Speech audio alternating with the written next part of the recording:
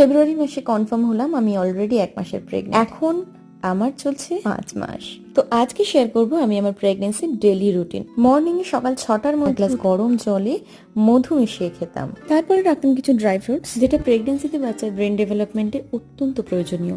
এরপর ডায়েটে রাখতাম 1 কাপ দুধ, তাতে মেশাতাম মাদার হরলিক্স 2 চামচ আর কেসর। তারপর খেতাম একটি করে সেদ্ধ ডিম, যেটা হিউজ সোর্স অফ প্রোটিন, আর কুসুমে থাকে ডিএইচএ, যেটা শিশুর ব্রেন ডেভেলপমেন্টে হেল্প করে। প্রেগন্যান্সির ডেইলি রুটিনে আমার নেক্সট পার্ট হলো প্রাণায়াম আর লাইট এক্সারসাইজ। আর ডেইলি এই প্রাণায়ামের সাথে চলতো আমার মিউজিক থেরাপি।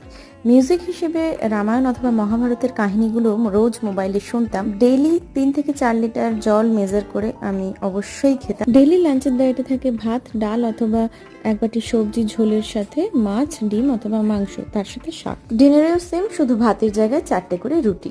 তারপরে চলে যাই ডিউটিতে। আর আজ এসেছি আমি আমার রেগুলার চেক আপে।